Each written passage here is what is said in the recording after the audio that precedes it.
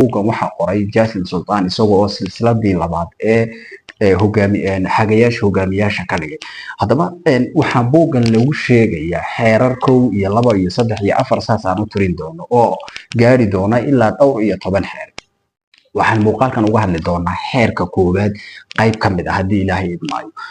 xeerka koowaadi waxa uu leeyahay bulsho haddii la rabo in horumar iyo xadaarad loo horseedo, bulshadaas waxaa laga rabaa inay jirto hal shay oo muhiim ah. halkaa shay oo ah الفكرة المركزية وانا wax dabcan aan wada dareemi karayn. الفكرة المركزية waa maxay? waa inay bulshadu leedahay fikrad ay ka wada midaysan tahay oo ay wada leedahay waa inay jirtaa. marka eray buu ku bilaabay ama weer buu ku bilaabay wuxuu leeyahay likulli nahda fikra markaziya. nahda walba ama bulsho walba oo soo kabasho iyo horumar samaysay waxa ay leedahay muxuu ahaayay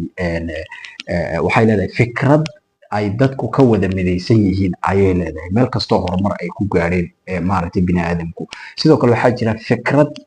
fikradaas wax dhiirigeliyaa jira gudahan uga hadli doonaa waxa uu ka wado. marka waxaan ku horeynaynaa oo aan la faguraynaa balweedhan. fikra almarkaziya maxaa laga wadaa? fikra almarkaziya waxaa laga wadaa waa mabaadi ay bulshadu wada aaminsan tahay oo bulshada ka muuqata nidaamkeeda, hab noolaanshaheeda ka muuqda, hab nololeedkeeda ka muuqda. sidoo kalena dowladda ama xisbiga dadka markaasi isagoo maamulaya hab nololeedkiisa ka muuqda ayaa waxaa la yidhaahdaa الفكرة المركزية. sidoo kale fikra almarkaziyadani waxaa garab socota fikradaas wax dhiirigeliya oo bulshada ku dhiirigeliya. tusaale ahaan haddii aan rabno inaan ka xorowno isticmaar waa fikra almarkaziya, laakiin fikra waxaa loo baahan yahay fikrad kale oo si aan fikrada u gaaro bulshadii dhiirigelin ku samaynaysa, wax bulshadii dhiirigelinaya. waxaas muxuu noqonayaa? wuxuu noqonayaa waxaasi tusaale ahaan in la yidhaahdo marka aan xorowno waxaan u madax bannaanaanaynaa dhaqaalaheena, waxbarashadeena, siyaasadeena, dhammaan nolosheena ayaan u madax bannaanaanaynaa. taasi waa maxay? alfikra muxafisa weeyaan. waa fikradda ku dhiirigelinaysa dadka inay gaadhaan fikradan guud ay ka midaysan yihiin oo ah inay xoroobaan. taasi marka taa kaliya laguma tusaaleyn karo. waxaa lagu tusaaleyn karaa xisbiyadii siyaasadeed ayaa lagu tusaaleyn karaa. waxaa jira marka fikrad guud ama aragti guud oo ay u socdaan iyo sidoo kale aragtida guud si loo gaaro bulshadii waxa ay ku dhiirigelinayaan si ay xisbigaas uga mid noqdaan ama nidaamkaas dawliga ay uga mid noqdaan. taas markay timaado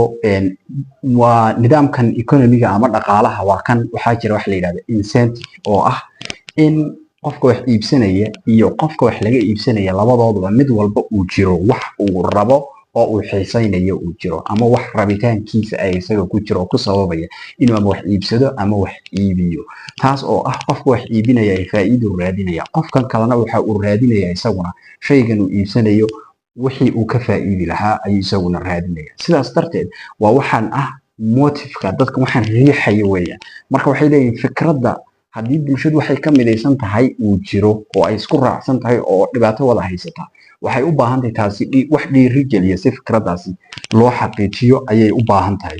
waxaa kale oo iyaduna muhiim ah oo uu qoraagu ku sheegay dhiganahan waxa uu leeyahay fikradda bulshadu ay wada leedahay ee ay wada dareemayso inay wada leedahay ka wada lex jeclaabayso ee isugu imanayseen nahdada ama horumarku uu ka dhasho.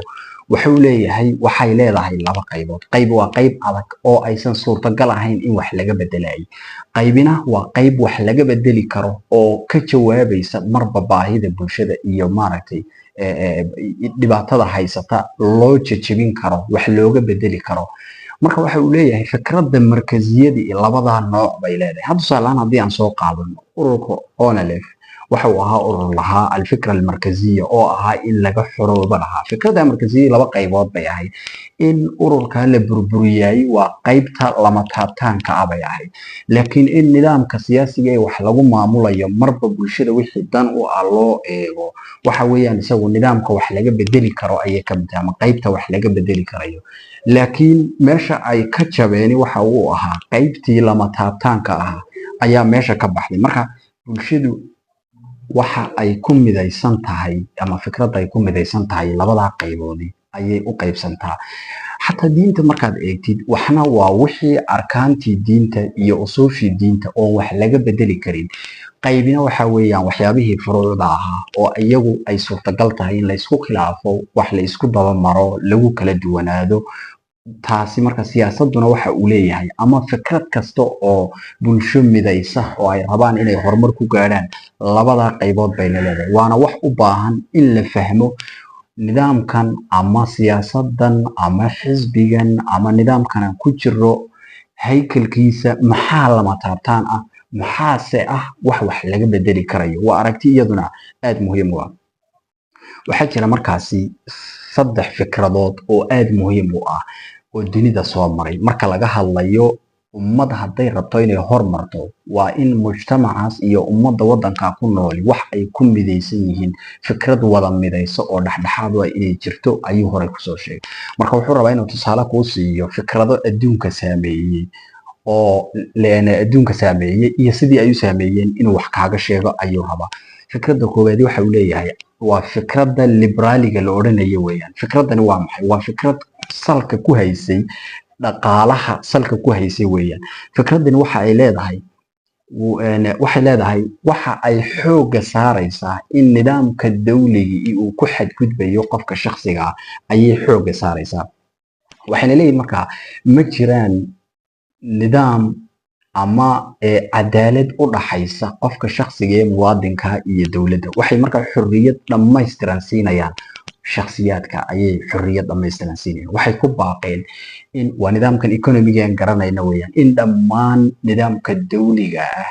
uu ka dhex baxo ganacsiga oo kale, tusaale ahaan inuu ka dhex baxo, inuunan saameyn ku yeelan oo qofka xorriyad dhammaystiran in la siiyo. waxay leeyihin nidaamkani dunida wax badan buu qabsaday. waxay leeyihiin markaa nidaamkani ma jiraan wax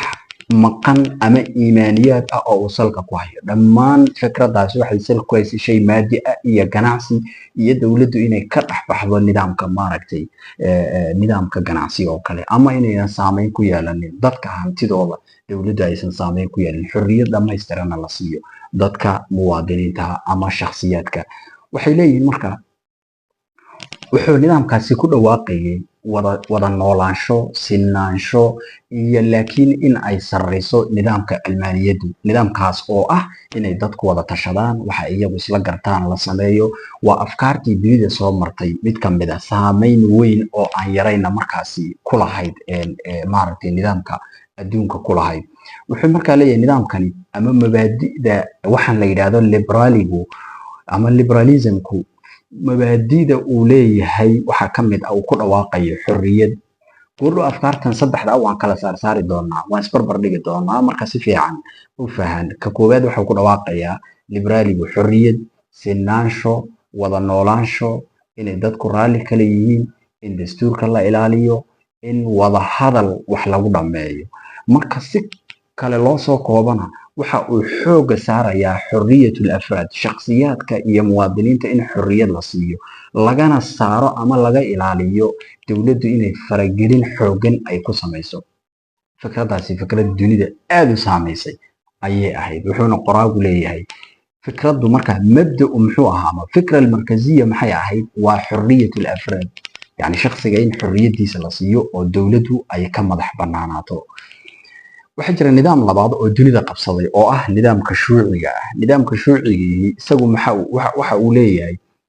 danta guud ayaa waxaa loo dulminayaa shakhsiga, halka nidaamkii kale uu ahaa dowladdu waa inay faraha kala baxdaa oo uu qofku xor ka noqdaa. ayuu nidaamkan waxa uu leeyahay dowladdu waa inay maslaxada guud darteed dhammaan waddanka waxa yaalla waa inay iyadu mas-uul ka noqotaa, iyaduna ay noqotaa distributorka wax qaybinaya ee resourceka waddanka qaybinaya. waxay leeyihiin markaa nidaamkani ama fikradani waxay qofka shakhsiga u isticmaalaysaa sida aalad oo kale ayay u isticmaalaysaa. dowladduna iyadaa markaasi wax walba gacanta ku haysa, halkii shakhsigu nidaamkii hore uu ku dhawaaqayay in shakhsiga isaga xorriyad la siiyo. nidaamkan shuucigii wuxuu isaguna aaminsan yahay oo cajiib ah, wuxuu aaminsan yahay xorriyad, in wada hadal wax lagu dhammeeyo, in la wada sinaado, in la wada noolaado, in dastuurkii waxaasoo dhani ayuu isaguna aaminsan yahay ma fikradaasi aaminsan tahay sidoo kalena nidaamkani nidaam wax iimaani ah iyo wax qayb ah iyo wax diin ah la xiriira isaguna muusan ku dhawaaqayn laakiin dunida saameyn weyn buu isaguna ku yeeshay mabdi'a uu salka ku hayay isaguna muxuu ahaa ama fikra almarkaziya isaga maxuu ahayd waxay leeyihiin taqliis xuquuqi alfard yacni qofka xuquuqdiisa in la qaado lisaalix almajmuuc isagoo loo danaynaya mujtamaca guud waa fikrad nooca odhanaysa waa nidaamkan odhanaya dowladdu waa inay wax walba iyadu gacanta ku hayso laakiin waa lagu wada dhawaaqayaa wax walba oo xorriyaddii dadku inay wada noolaan su-aasha marka waxay noqon doontaa xorriyaddu xaggay ka iman waxaan ku sheegaynaa gadaal arrinta saddexaad ee dunida saamaysay ee saamaynta weyn ku yeelatay ama fikradda labaad ee dunida saamaynta weyn ku yeeshay waa alfikra alislaamiya waa fikradda islaamka ayaa saamayn ku yeelatay waxa laga yaabaa inaad isweydiinayso waa maxaa diinta islaamka meeshan loo soo dhexgelinaya inaad isweydiinayso ayaa macquula oo ah fikradda islaamka maxaa meeshan loo soo dhexgelinayaa bal in yar baad dhegaysanaysaa fikradda islaamku sideedaba labada fikradood ee hore dhaqaalay salka ku hayeen laakiin fikradda islaamku labadaba meesha way ku wada jiraan kow wuxuu islaamku xooga saaraa wax la yidhahdo albucd alghaybi wax maqan yacni iimaaniyaadka iyo wax diin ku salaysan baa mar walba isaga bays u ah halku kaa hore bini aadamka caqligiisa uu bays u ahaa wuxuu islaamku isaguna uu ku dhawaaqayaa oo uu u ololeynayaa cadaaladda waana ka nidaam qaanuunka qur'aanku uu lahaa liyaquuma annaasu bilqist yacni diinta iyo waxa kale waxa loo soo dejiyay si dadku cadaalad u helaan waa isla fikirkii ay ku dhawaaqayeen liberalismka iyo sidoo kale maxay shuuciyadu ay ku dhawaaqayeen laakiin su-aasha aad isweydiinayso xagee lagu kala duwanaanaya ayay noqonaysaa diinta islaamku markaa waxa uu isu miisaamaa xuquuqda shakhsiga iyo sidoo kale xuquuqda mujtamaca laakiin labada nidaam ee hore waxa uu leeyahay waxaan kasoo arkaynay in midna uu shakhsiga xuquuq siinayay mujtamaca guudna uuna dan ka galaynin oo qofku sida uu doono uu u ganacsan karo sida waxa uu isagu rabo uu samaynayo nidaamna inuu odhanayay waxaa la dulminayaa qofka dowladdana waxay doonto samaynaysa laakiin diinta islaamku labadaasi ayay isu miisaantaa waxaynan wanaajisaa cilaaqaadka labadaasi ka dhaxeeya islaamku waxa uu ku dhawaaqaa u ololeeya aliimaan in ilaahay la rumeeyo iimaanka u horeeya waa albucd alghaybi waxa la yidhaahdo in la sinaado in la wada noolaado in raalli la kala yahay in dastuurka lagu dhaqmo oo kitaabka ilaahay ah iyo dadku markaa waxay ku heshiiyaanba iyo sidoo kale in wada hadal wax lagu dhameeyo mabda'a islaamku iyo fikra almarkaziya lilislaam waa maxay alcadl watawaasun waa cid maaha nidaamkii hore muxuu ahaa in shakhsigu xorriyad helo iyo in dowladdu wax walba gacanta ku hayso oo mujtamaca guud la eego laakiin islaamku waa maxay in cadaalad la helo cadaalad in la helo shakhsiguna wuu heli mujtamacuna wuu heli iyo in tawaasun la sameeyo si cadaaladda loo helo mujtamacii guud iyo shakhsigii xuquuqdiisii iyo waxa kanba in la isla eego saddexdaas fikradood ee waaweyn ayaa dunida soo maray dhammaantood waxay ku dhawaaqayaan xorriyad sinaansho wada noolaansho inay dadku raalli kala yihiin in wada hadal wax lagu dhammaystirto in dastuur la samaysto ayay dhammaantood laakiin su-aashaad waxaa laga yaabaa inay tahay maxay tahay kala duwanaanshaha iyo maxaa kala duwaya kani xorriyad buu ku dhawaaqayaa shakhsiguu dulminaya kani xorriyad buu ku dhawaaqayaa mujtamacii guud iyo dowladdiibuu wax gacanta u gelinaya oo shakhsiguu dulminaya kana shakhsiguu leeyahay wax walba wuu samayn karaya waxaad marka isweydiinaysaa su-aashu maxay tahay meeshii su-aashu ka imanaysa markaa waxay tahay bal tusaale waxaan soo qaadanaynaa xorriyadda xagee lagu kala duwanaanaya haddii cid walba xorriyad dunida ay ku dhawaaqayso nidaam saddexda afkaaroodba ay ku dhawaaqayeen tan koowaadi waxay noqonaysaa bal su-aasha aan isweydiinayso hal xorriyadda aan soo qaadan hadday ku wada dhawaaqayaan maxaa la isku khilaafaya tusaalahaan waxaa la isku khilaafaya lagu kala duwanaanayaa mata tumnaxu lxorriya xorriyadda goormaa shakhsiga la siiyaa waa su-aasha ugu horreysay lagu kala duwanaanayo weeyaan kayfa tumnax xorriyadda sidee loo bixinaya sidee loo ogolaanaya lafteeda xorriyadda su-aasha kale imanaysa waxa uu leeyahay waxa weeyaan xorriyaddu intee in la eg ayay gaari karaysaa oo la odhan karaa qofku xor buu ahaanaya sideen u xadidnaa saanqaafka kore ee xorriyadda sideen u xadidnaa haddaba su-aashu waxay tahay yaa xadidi karaya ilan bini aadamku isdulminaya labada nidaam ee hore ah nidaamkan shuuciga iyo nidaamkan liberalismkaba labada nidaamba waxa xadidayay waa shakhsiyaad weeyaan laakiin nidaamka islaamiga ah ilaahay baa xadidaya diinta wax walba ayaa lagu salaynaya sidaa darteed fikrad walba bulsho kasta oo horumar iyo inay nahdo gaadha u baahan tahay maxay u baahan tahay alfikra almarkaziya waxay u baahan tahay fikrad bulshada dhan ay aaminsan yihiin الإسلام فكرة مركزية من باب الدين والمصلحة. إسلامكم مانتا ووحا كلية دادك ميدان كراي الفكرة المركزية وامحي ووحا دادك نان أي رالي كيهين oo ay ku midaysan yihiin oo bulshada isku wadi karay wuxuu markaa leeyahay isagu islaamka inaan maanta fikra markaziya u qaadano waa waxa kaliya ee bulshadu ay ku midab ma aha min baabi diin bas xagga diin ahaan inaan u qaadano ma laakiin maslaxa ahaan sababtoo waxay leeyihiin dhammaan fikradaha bini'aadamku waa lagu kala duwanaanaya laakiin diinta islaamka markii la qaato kala duwanaansho iyo inay dadka is haystaan iyo way iman karaysaa laakiin way yar tahay diinta islaamku waa waxa kaliya ee dadka midayn karaya waa wixii sababay in dad acraaba oo reemiya oo juhala ah ay adduunka dhan qabsadaan sidaa darteed wuxuu leeyahay diinta in aan fikra markaziya ka dhigano oo bulshada diinta loo soo celiyo oo diin in lagu dhaqayo loo sheego oo waxa la wada inuu diin yahay loo sheego halka siyaasad dimuqraadiyad qaldan iyo xorriyad aan jirin lagu abaabuli lahaa waxa u dhow dadka ay ku midoobayaan waxa weeyaan diinta islaamka min baabil maslaxa waliba sababtoo oo ah culimada maamulku marka ay arintan ka fakareen waxay ogaadeen bulsho inay israacdo iyo horumar u wada dhaqaaqdo waxa kaliya ee isku keeni karay waa fikra markazi waa fikrad ay dhammaantood wada aaminsan yihiin haddaba diinta islaamku intee leeg baad u malaynaysaa haddii maanta muslimiinta dhul haddii lagu mideeyo la yidhaahdo deegaanka intaa la eg waxaa la yidhahdaa dhulka wadan hebel magacaas juqraafiyadda yar iyo intaa yar ee juqraafiga areada ay degan yihiin dadku ayay bulshadaasi fikradooda hadday ka baxda iyaga waxa kama gelin laakiin islaam marka la yidhahdo dunida dhan ayuu islaamku degan yahay taasi waxay fududaynaysaa in naxdo iyo horumar bulshadu si fudud ay isugu raacdo ayay fududaynaysaa waana arrin aad iyo aad cajiib u ah fikra almuxadisa ayaa loo baahan yahay buu iyada leeyahay sidaan hore usoo sheegnay fikra almuxadisa waa maxay waa fikrad dadkan fikradan guud iyadana u fudaydisa in ay sameeyaan wuxuu tusaale soo qaadanayaa tusaale ahaan yahuuddu waxay adeegsadeen bulshadooda waxay u adeegsadeen erayo la macno ah in ay dhulkoodii awooyadood ay lahaayeen inay dib ugu noqonayso sidoo kale waxay adeegsadeen oo bulshadii ay ku dhiirigeliyeen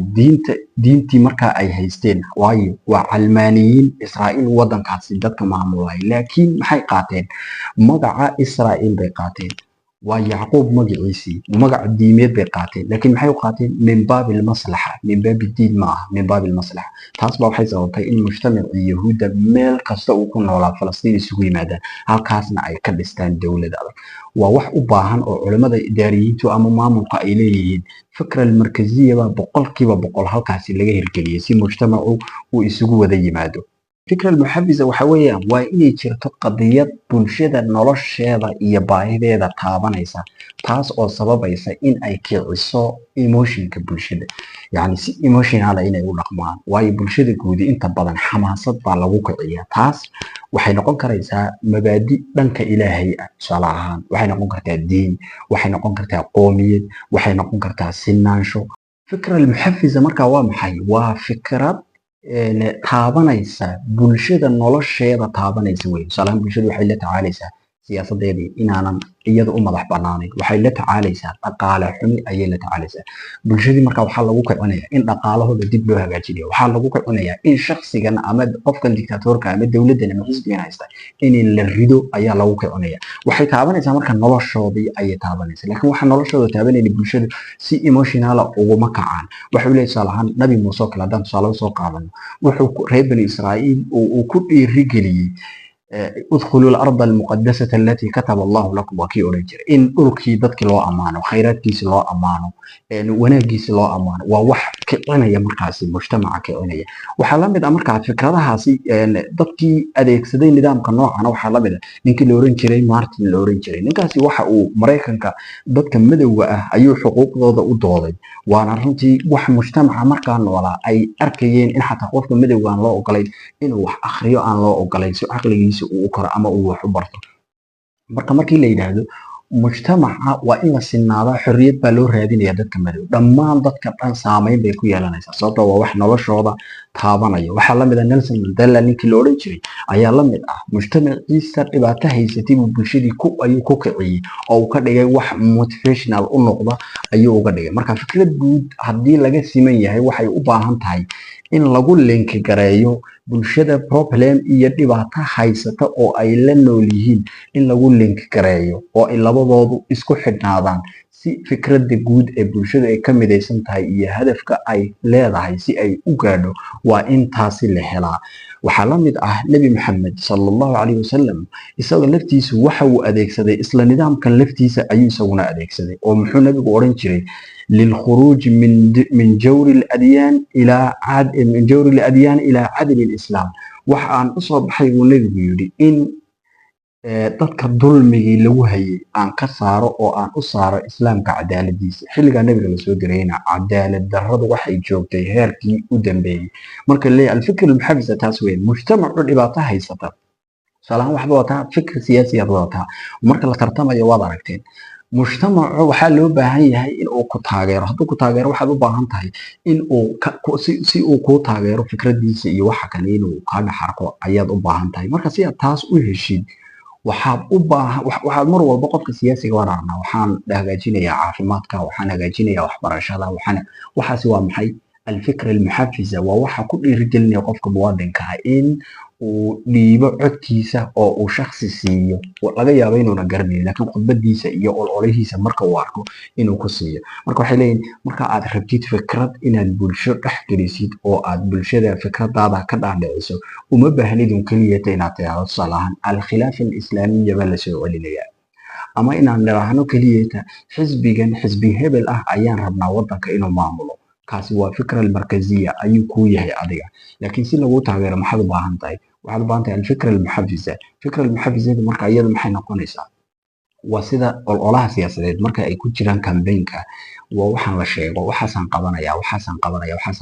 in la sheego. marka mujtamac waxa uu u baahan yahay, marar badan waxaa laga yaabaa inaad aragtid xisbiyo ama nidaam siyaasi ha noqdaan ama nidaam diimeed ha noqdaan, mar walba fikra almarkaziya dadka loo sheegayo oo leeyahay waxaasaa la sameynaya, waa fikradii guud weeyaan bulshadu ka midaysnayd, laakiin inuuna jirin wax taxdiis ah iyo wax fikrad ah oo bulshadaasi si ay wadada usii hayso horay u wadi karayo oo noloshoodan ay ku nool yihiin